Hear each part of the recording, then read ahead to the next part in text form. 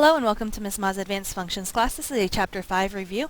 I'm going to talk about reciprocal functions, which is 5.1, rational functions, 5.2. We're going to graph a couple of these and look at some more graphs. And then we're going to talk about word problems. We have word problems for rational equations, and then we have rational inequalities. So we're going to talk about the difference between those two things. So let's get started. Okay, the reciprocal function is going to be 1 over f of x. We usually choose something that is pretty straightforward. It could be a polynomial, it could be an absolute value, something like that. And it's really easy to find the y-intercept for that. We just do 1 over the y-intercept of the original, or in other words, 1 over f of 0. So you just flip it over. The x-intercepts, well, there are none because in the reciprocal function, we usually have y equals 0 as the horizontal asymptote. It's a rare function where you don't have the horizontal asymptote y equals 0. Vertical asymptotes happen when the denominator is 0. So in this case, our function is 1 over f of x, so this happens when f of x is equal to 0. We don't get any holes, and we don't get any oblique asymptotes, okay? So it's pretty straightforward in comparison to the rational functions. So let's do some practice. It's really just follow these steps and then it should be okay to do.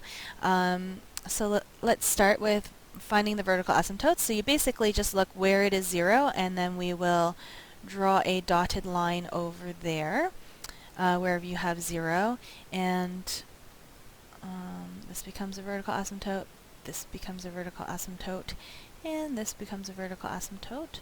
So there we go. And you should just extend it all the way down if you have not already done that. Make sure that you cover your whole graph and don't just draw the miniest graph in the entire world. We give you a nice big grid for a reason.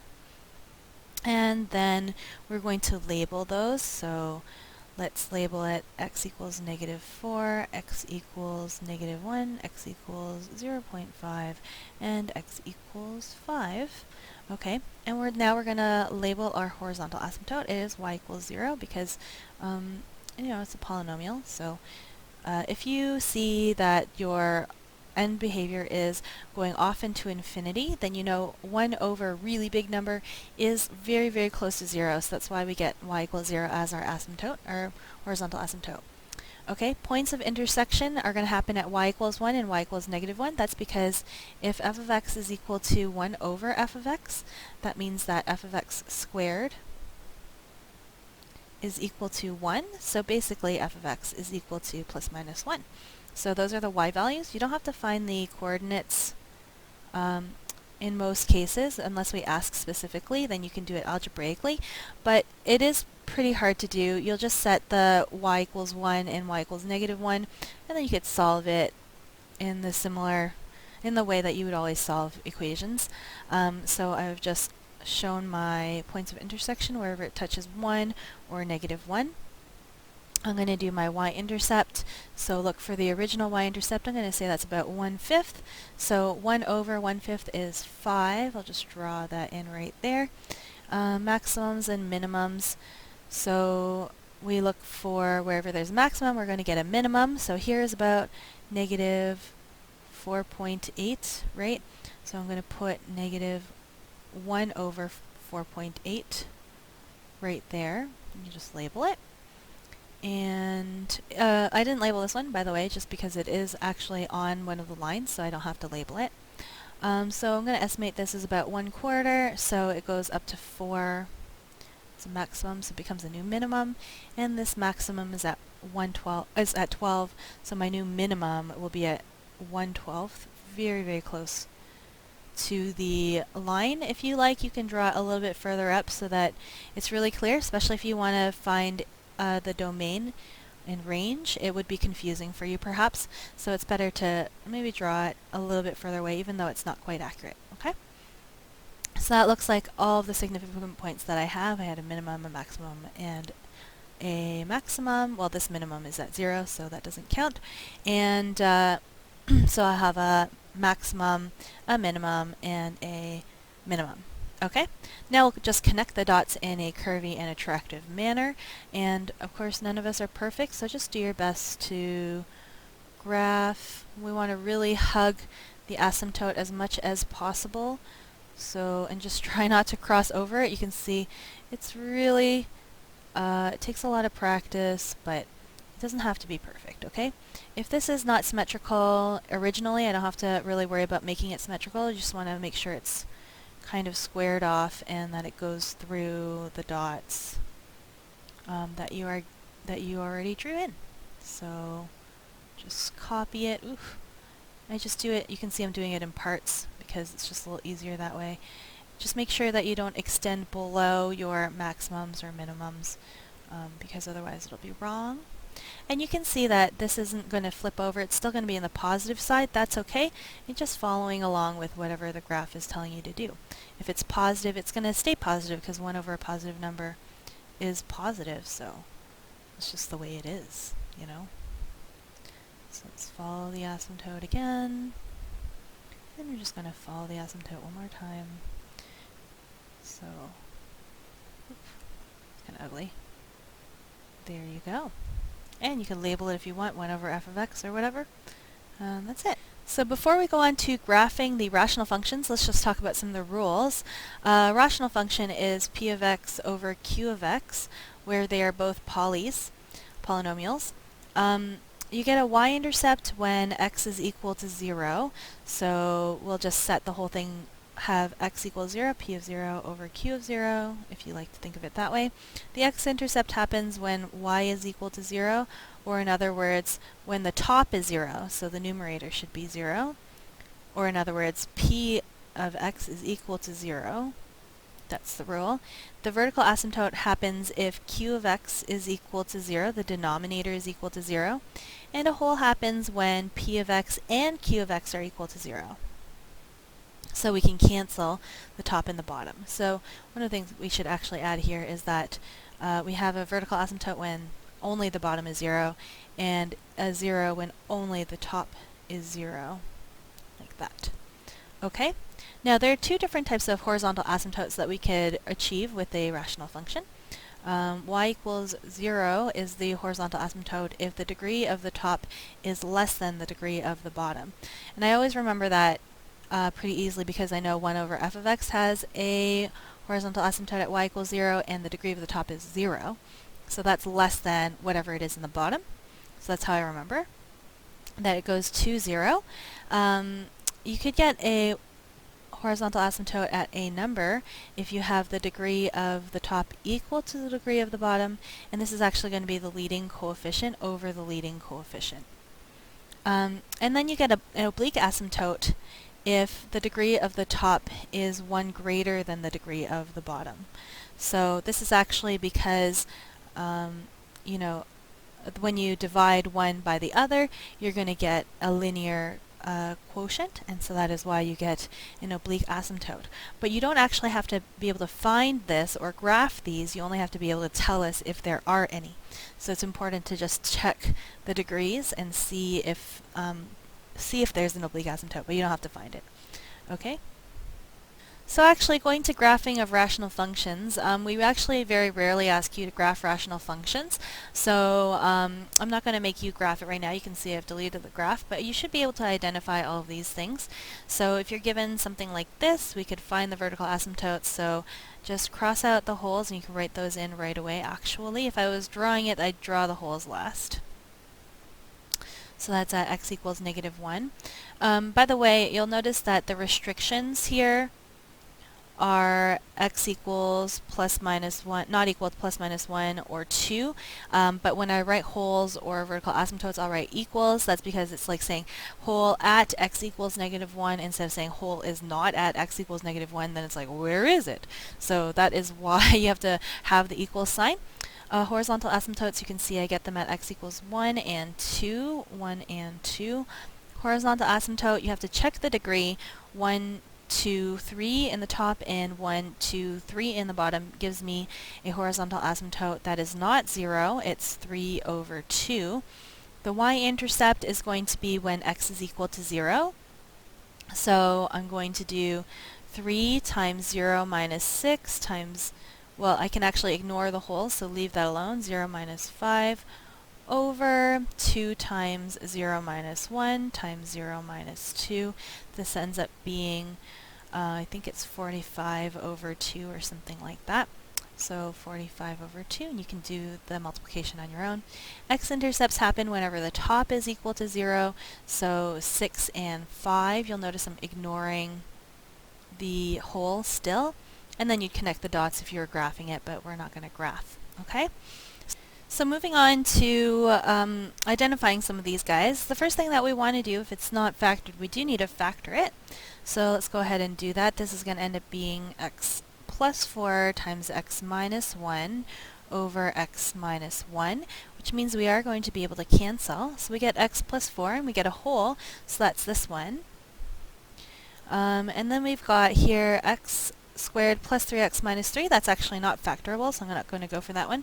This one is 2 times x minus 2 over 3 times x squared minus 9, which ends up being 2 times x minus 2 over 3 times x plus 3, x minus 3. So that gives me these vertical asymptotes right here.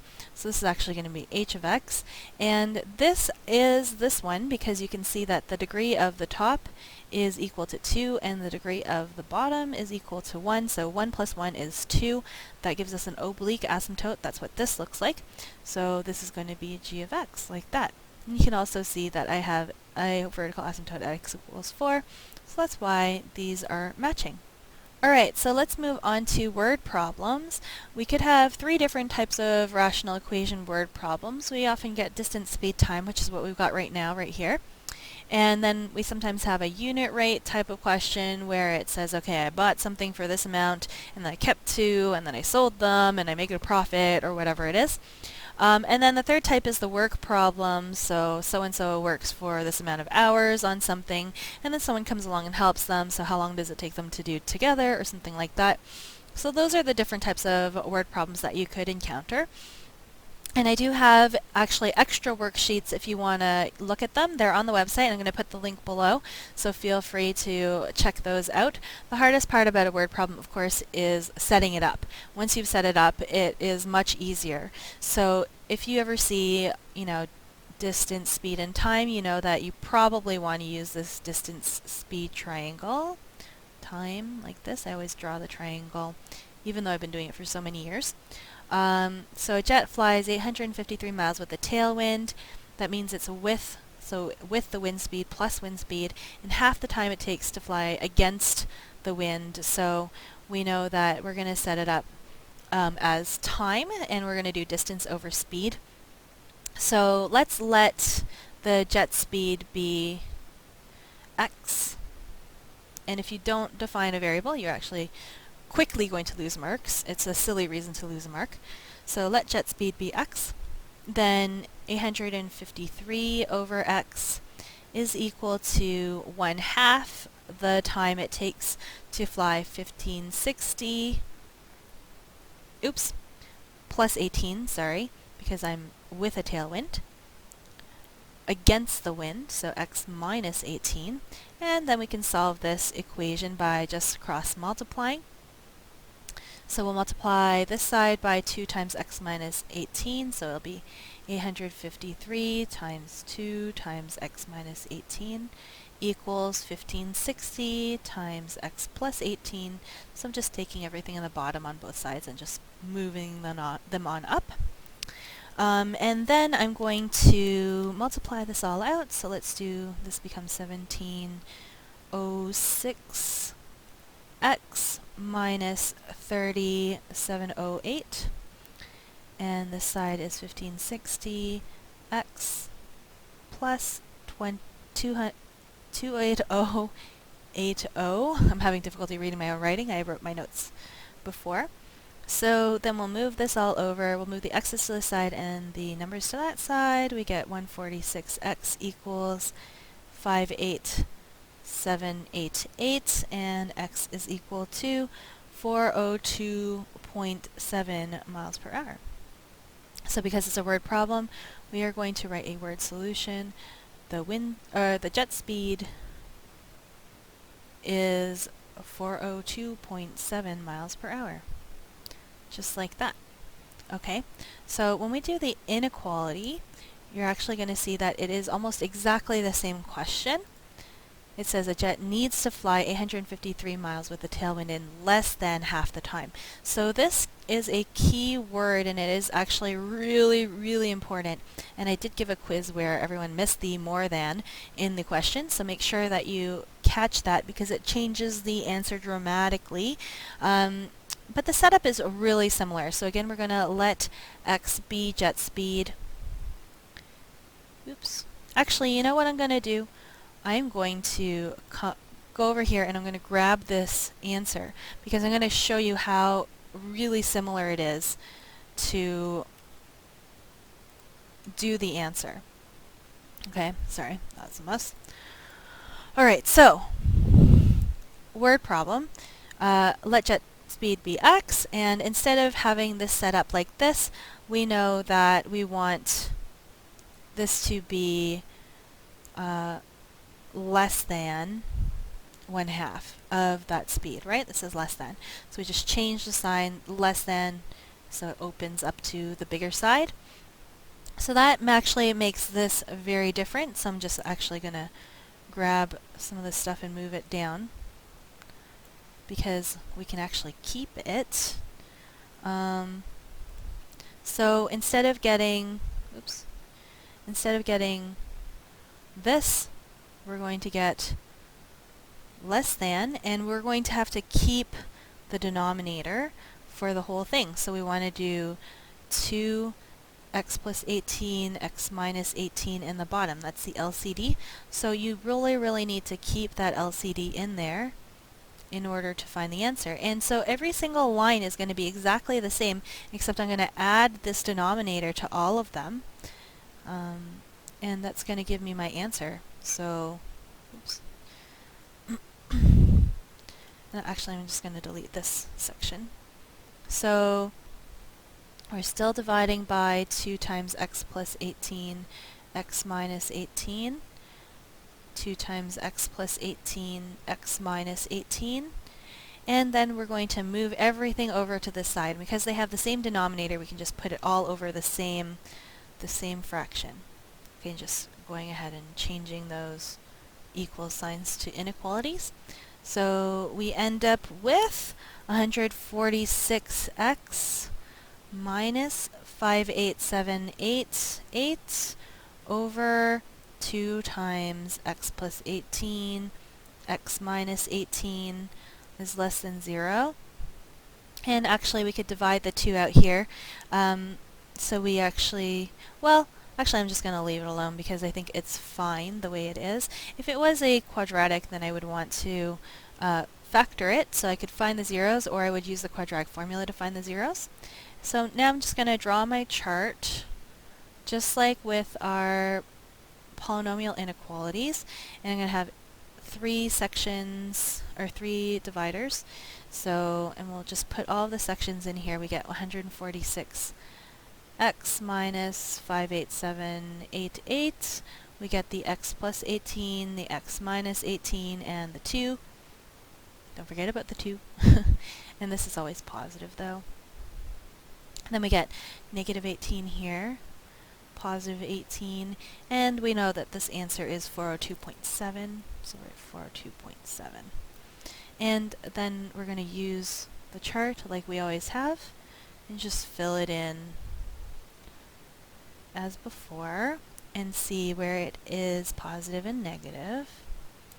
And of course we want it to be greater than, we want it to be less than 0.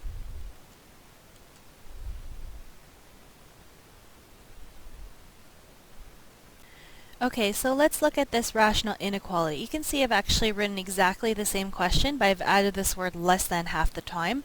And you can see that the setups are exactly the same. I actually just copied one. This is the original solution that I had written over here. And I just copied it in, and then I have shown the parallel solutions. And the only difference you can see is that I have that less than sign. And it's really imperative that you look for that key word because it does change the answer and the way the solution looks quite a bit. So you can see everything's about the same in the setup, but then when we have the solutions, we need to keep those denominators. So don't forget to keep the denominator in your solution.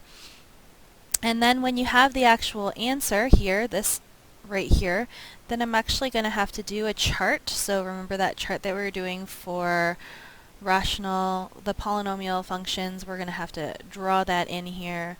So 18, we already know this is 402.7 in the top. And we're just going to put all of the pieces in, so 146x minus 58788. 2, don't forget about the 2, x plus 18, x minus 18. The 2 doesn't make a difference, but if it was a negative 2, it would make a really big difference, so don't forget about it. I just like to put it in for good practice, and I'll just make it just positive the whole way. So 146x minus 58788, the 0 is at 402.7, so that's when it changes. The 0 for x plus 18 is at negative 18, and x minus 18, it's at positive 18, and then we'll just multiply these together to get our positive and negative intervals. You can see I want the negative interval, so contrary to what you might intuitively feel, at least how I intuitively feel, the answer is it has to be between 18 and 402.7 miles per hour. So the plane must travel between 18 and 402.7 miles per hour. So that's the only difference. We've added this chart and we've added all these denominators. Okay, so just be a little bit careful when you're looking at word problems to see if it is an inequality, because you're going to have to do a few more steps when you do it. So basically today we talked about the rules for rational functions and reciprocal functions, and we talked about how to do word problems. I hope you enjoyed it, and I will see you soon. Bye!